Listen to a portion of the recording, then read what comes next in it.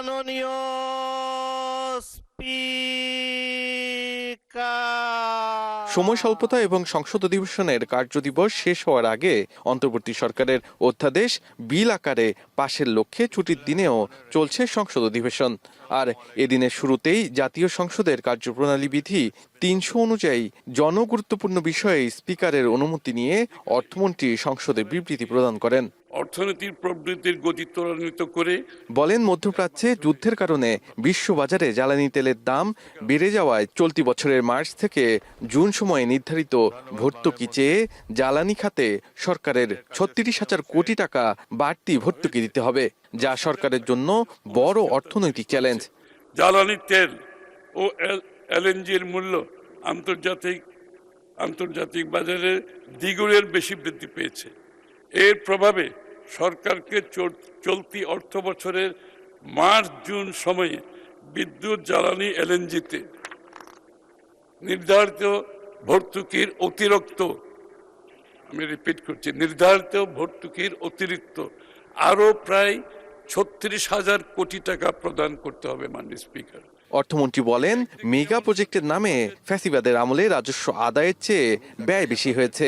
এসব প্রকল্প সঠিকভাবে যাচাই বাছাইও হয়নি। হুন্ডির মাধ্যমে টাকা পাচারের কারণে রেমিটেন্সও সঠিকভাবে দেশ পায়নি বলেও জানান অর্থমন্ত্রী। বিগত সরকারের সময়ে রাজস্ব আহরণ ব্যবস্থায়ও কাঙ্ক্ষিত অগ্রগতি পরিলক্ষিত হয়নি। রাজস্ব আদায় বৃদ্ধির চেয়ে ব্যয়ের পরিমাণ বৃদ্ধি পাওয়ায় বাজেট ঘাটতি কমানো যাচ্ছে না মাননীয় স্পিকার। প্রকল্প ছিল অতিমূল্যায়িত এবং এগুলির সম্ভাব্যতা যাচাইও বেশিরভাগ ক্ষেত্রে সঠিকভাবে করা হয়নি। বিগত সরকারের আমলে বাস্তবায়িত মেগা প্রকল্পগুলো এই ক্ষেত্রে বিশেষভাবে উল্লেখ্য। ফলশ্রুতিতে জনগণ সেই বিনিয়োগের প্রত্যাশিত সুফল ভোগ করতে পারেন। অর্থমন্ত্রী আরও বলেন, আর্থিক খাতে সুশাসন নিশ্চিতে কেন্দ্রীয় ব্যাংকের আইনি কাঠামো সংস্কারের উদ্যোগ নেওয়া হয়েছে। ব্যাংকিং খাতের পরিবর্তে পুঁজিবাজারকে গুরুত্ব দিয়ে তা বহুমাত্রিক করতে চায় সরকার। এদিকে ডলারের বিপরীতে টাকার মূল্য কমে যাওয়ায় আমদানি ব্যয়ের পাশাপাশি মূল্যস্ফীতিও বেড়েছে। ২০০৫-৬ সালে প্রতি ডলারের বিপরীতে টাকার মান ছিল ৬৭.২ টাকা এবং ২০২৪-২৫ সালে আরও বেড়ে সেটা দাঁড়িয়েছে ১২১ টাকায়। ক্রমাগত অবচিতির কারণে ১৫ বৎসরে টাকার মান প্রায় অর্ধেক হয়ে গেছে মাননীয় স্পিকার।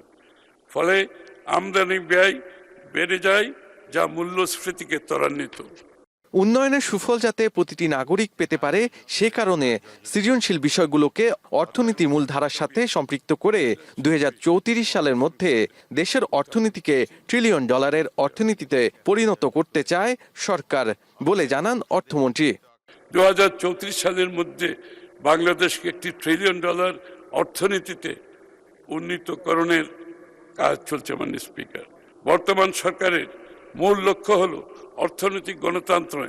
প্রথম পর্বের অধিবেশন শেষে সরকার দলীয় চিফ হুইপ বলেন, আজকের দিনের মধ্যেই সকল বিল উত্থাপিত হবে।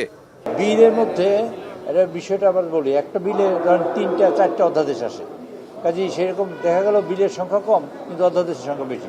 অধ্যাদেশ ১১৭টাই পাস হবে আজকের রাতের সেশনের মধ্যে। মোট ১১৭টি অধ্যাদেশ বিল আকারে পাশ হবার কথা জানান তিনি। সেটা আমরা সেকেন্ড হাফে করতে পারবো।